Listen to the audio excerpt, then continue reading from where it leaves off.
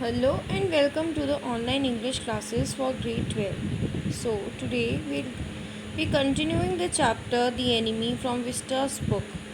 So we were on the point we were discussing when they were Sudao and his wife Hannah. They were just confused what to do about the prisoner whom they have just seen and met at their door, and they are not able to decide what to do with that person. So finally they have made up their mind to first cure that person, because it was the first duty of Dr. Sudao as a doctor to take care of a patient, and the person was in a serious condition. Now we were on the part when Hannah, she now decides that Rumi, her maid servant who used to take care of her children, would take care uh, of the white man and would clean him. She turned to the nursery and called Yumi. Yumi is their maid servant who used to take care of their children. But the children heard the voice and she had to go in for a moment and smile at them and play with the baby boy, not really a nearly a 3 years old boy. So now she went in and she wanted to call Yumi, but suddenly one of her young children, they wake up, and she starts smiling at them. And then what happens is, now over the baby's short black hair, she motioned with her mouth. Yumi, come with me. I'll put the baby to bed. Yumi replied, he's ready. So now she just symbols, or she just gestures her maid to come with her out of the room. But Yumi, what she says is that the child is about to sleep, then I'll just do as you say. She went with Yumi into the bedroom next to the nursery and stood with the boy in her arms while Yumi spread the spilling quilts on the floor and lay the baby between them. So now in Japanese culture, people usually they sleep on the floor. So she just spread the sheets on the floor, and then she made the baby sleep over there, and she kept the baby quietly there.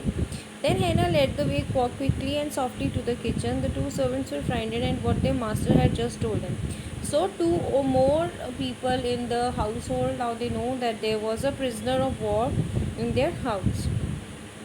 The old gardener, who was also a house servant, pulled a few hairs off his upper lip. Now, when the gardener, who was also a servant in their house, he was just so terrified that he just plucked few hairs off his upper lip. The master ought not to heal the wound of this white man, he said bluntly to Hannah. The white man ought to die. First he was shot, then the sea caught him and wounded him with her rocks. If the master heals what the gun did and what the sea did, they will take revenge on us. From these lines, it just clearly shows that the gardener, he was very superstitious, very narrow-minded, very conservative, and he believed that the natural forces, they are taking revenge on him for entering their country uh, and for the war purpose. I will tell him what you say. Hannah replied courteously, but she herself was also frightened. Although she was not superstitious as the old man was, could it ever be well to help a enemy? Nevertheless, she told Yummy to fetch the hot water and bring it to his room while the white man was. So, though she was not superstitious, yes, yet there was certain doubts in her mind that she didn't want to help the old man. And now she is asking her maid Yumi to bring the hot water in the room where the white man was lying. She went ahead of us and slid back the partitions. Sadao was not yet there. Yumi followed, put down her wooden bucket. Then she went over to the white man. When she saw him, her thick lips folded themselves into stubbornness. Now she folded her lips, and she was. It was a sign of stubbornness, means zid. Now she was not willing to help the white man, and she didn't want to do what her master was asking her. I never have washed a white man, she said. I will not wash so dirty now. So she wouldn't serve a white man, and everybody knew the war and the devastations of the war the Americans had created on their country.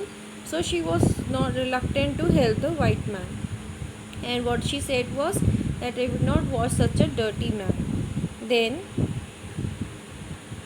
there was so fierce a look of resistance upon Yumi's round dull face that Hannah felt unreasonably afraid. After all, if the servant should report something that was not as it happened, okay, so she couldn't force, she felt very depressed, she felt very bad because she couldn't force her servant to serve her enemy, and that thing could be reported by the servants to the general or to the army. So she couldn't take the risk. So very well, she said with dignity, you understand, we only have to bring him to senses so that we can turn him over as a prisoner now. But she realized she cannot be rude, she cannot force the servant to just help the prisoner. So she just in a very decent and elegant manner she said, okay, if you do not want to help him, I understand, and you need not do that. I'm not forcing you. So as it is, when he is going to come back to his senses, we are going to turn him as a prisoner and we are going to hand him over. I will have nothing to do with it, Yummy said. I am a poor person and it is not my business. Then please, Hannah said gently, return to your work. Now, Yummy, frankly, bluntly, she just refuses to help the prisoner to clean the white man, and then Hannah has no other option but she asks her to leave and go back to whatever work she was doing. At once, Yumi left the room, but this left Hannah with the white man alone. She might have been too afraid to stay had her anger at Yumi's stubbornness now sustained her. Now, because Rumi had obviously she has refused to help her and she is not willing to clean the white man, so it strengthened her motive, and now she had decided to do her core herself. Stupid Yumi, she muttered fiercely. Is it anything but a man, and a wounded, helpless man? Now, inside, she was just cursing her that she shouldn't have just bluntly said so. She should have helped him because it was a wounded and also a helpless man. In the conviction of her own superiority, she bent impulsively and untied the knotted rugs. And now she just is unknotting the rugs of the man. She's removing the clothes he's wearing. And when she had his breast bare, she dipped the when she had his breast bared, she dipped the small clean towel with Yumi had brought into the steaming hot water and washed his face carefully. Now she just cleaned the upper body part of the white man, and the skin was very fine. It was very blonde, means it was very white, and the hair on the body, they were also white. So this means blonde. So what happens after that is, while she was thinking these thoughts, though not really liking the man better now that he had no longer a child, she kept on washing him until his upper body was quite clean. But she dared not turn over him. Where was Sudhav? Now her anger was ebbing. Ebbing means it was slowly and gradually it was decreasing, and she was anxious again, and she rose, wiping her hands on the wrong towel. Then, lest the man be chilled, she put the quilt over him. Now, when she cleaned the upper body part of the man, then she again covered the man with the quilt so that he should not get cold. Sadao, she called softly. He had been about to come when she called. His hand had been on the door and now he opened it. She saw him. He had brought his surgeon's emergency bag and that he wore his surgeon's coat. Now, Sadao also returned back having his kit, first aid kit, and whatever surgeon's things were required, they were all in that. You had decided to operate, she cried. Yes, he said shortly. He turned back to to her and unfolded a sterilized towel upon the floor of the Tokonoma Clove and put his instrument upon order.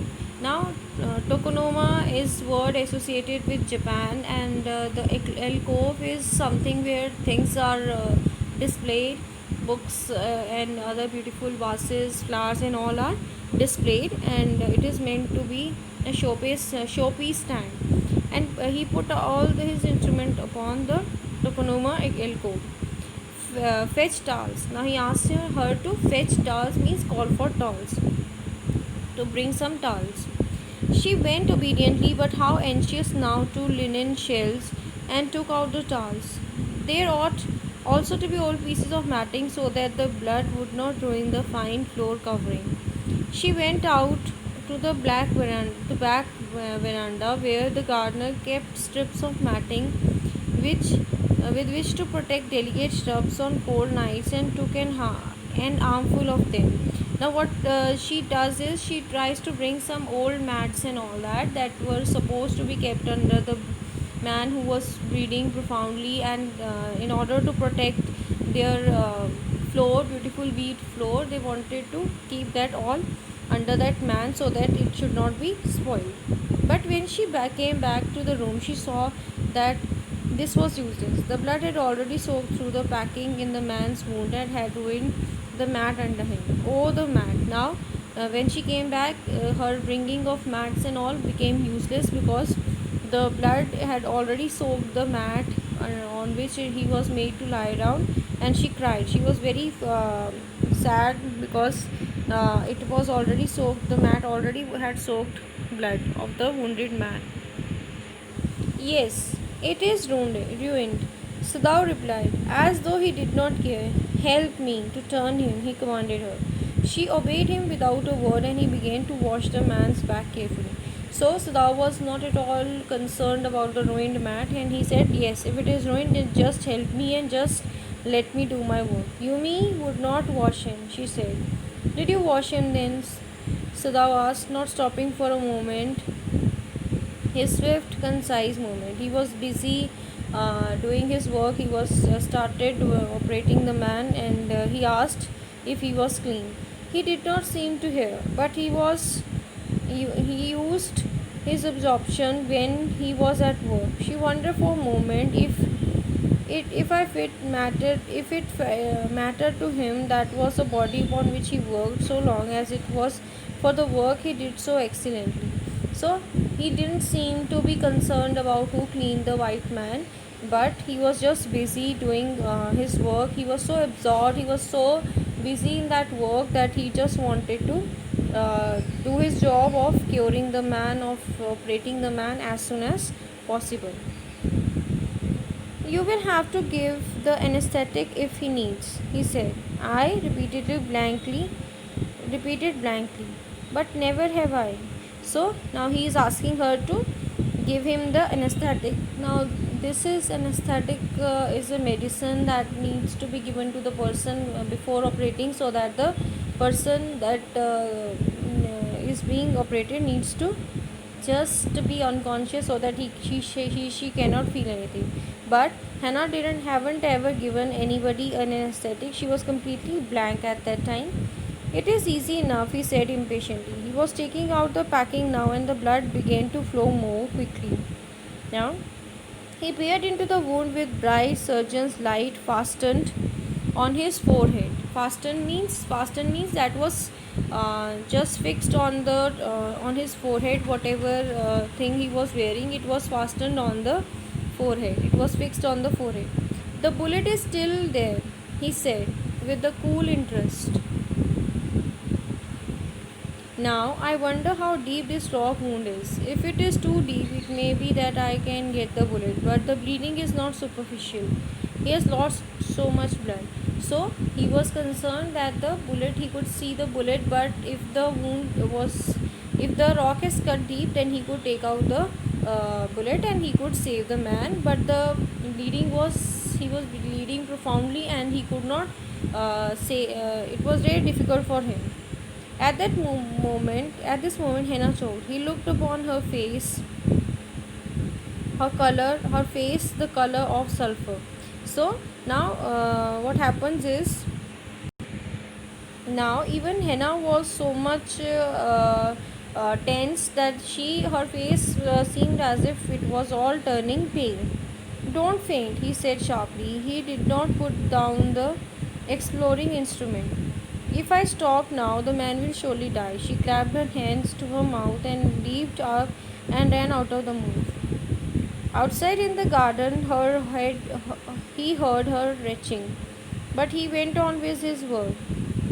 So now she couldn't just take any more, because the way his husband was operating, and she was the first time she was assisting her husband in the operating during the operation of a person, and what all she saw, she couldn't bear that sight. And also his husband, also her husband told her that it would be difficult for him to save if he stops at the moment, and he need to continuously work on the man, and anyhow he had to save that man. So it was all difficult, and she couldn't bear the sight of the operation, and she runs out, and her husband Sadao could hear her vomiting out of the room. So this is for this part of the chapter. Thank you.